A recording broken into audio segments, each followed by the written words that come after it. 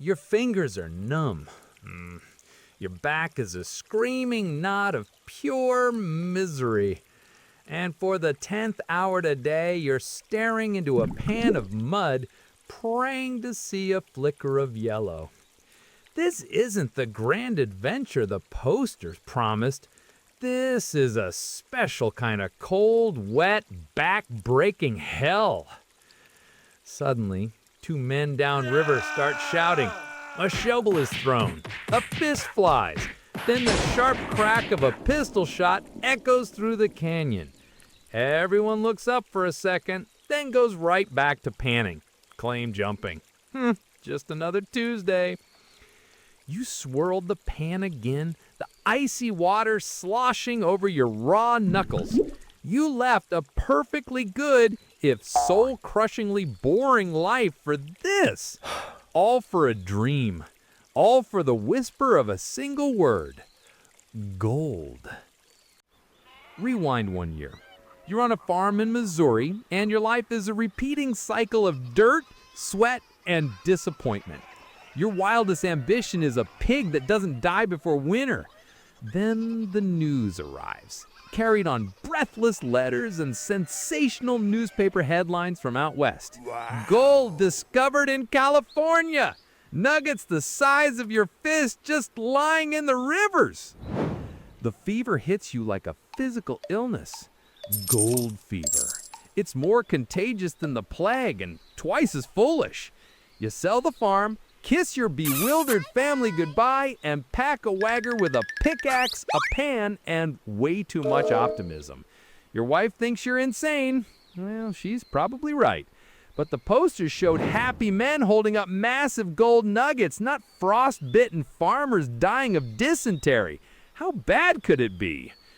The Journey West is the 19th century version of the Fire Festival, a poorly planned, overpriced nightmare where the main attractions are cholera, starvation, and broken axles. You see families burying their children on the side of the trail.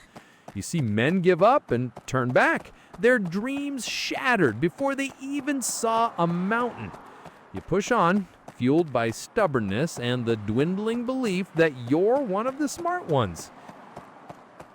You finally arrive in California, expecting a pristine wilderness sparkling with treasure. Instead, you find a chaotic, muddy, sprawling mess of tents and shacks. Tens of thousands of men, all with the same manic gleam in their eyes, have already beaten you here.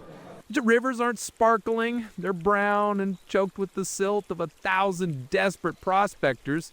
All the good, easy claims are long gone.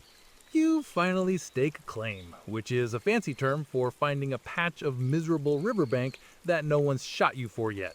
You buy a shovel, a pan, and a single egg for the price of what used to be a whole chicken back home.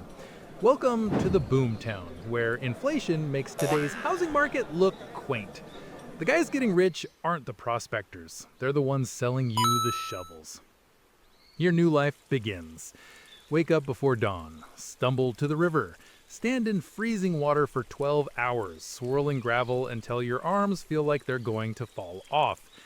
At the end of the day, you meticulously check your pan. Hopeful, but routine. Most days, nothing.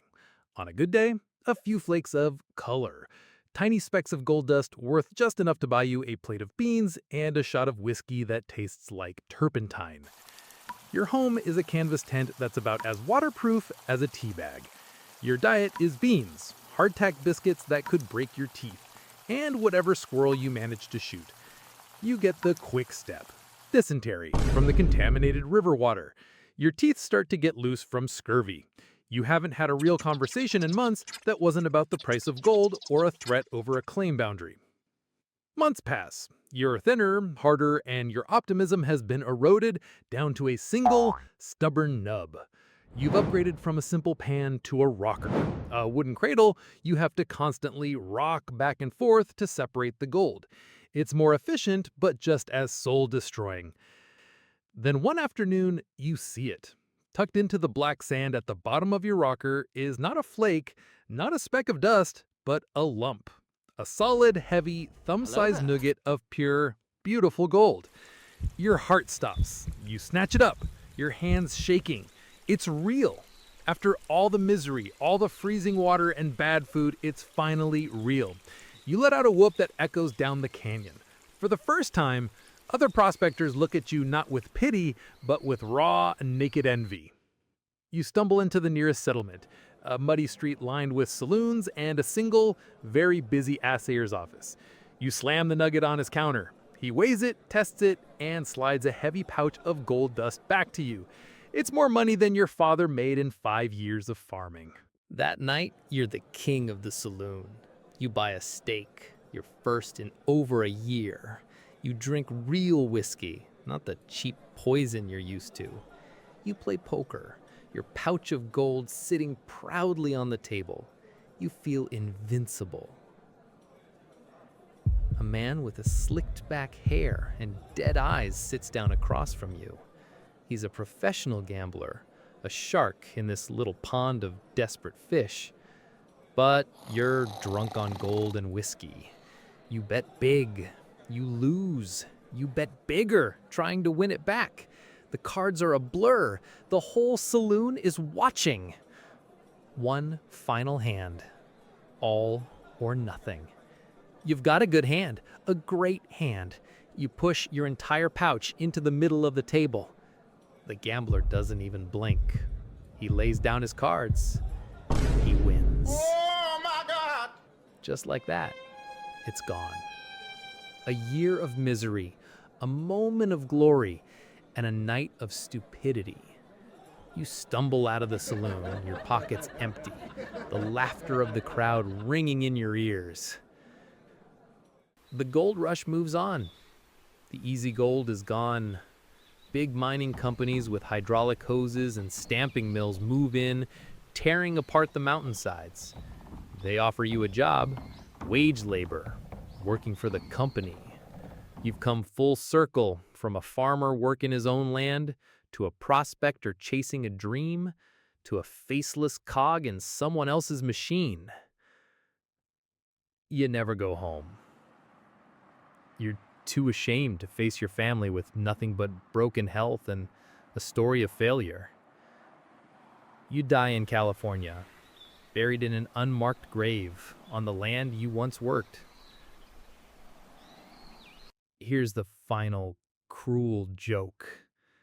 You and the thousands of other hopefuls who broke their backs and died broke didn't get rich, but you built this place. Your desperate search for personal wealth fueled the creation of towns, cities, and eventually a state. You were the unpaid, expendable labor force for America's manifest destiny. You came looking for gold, but all you really did was dig the foundations for someone else's empire.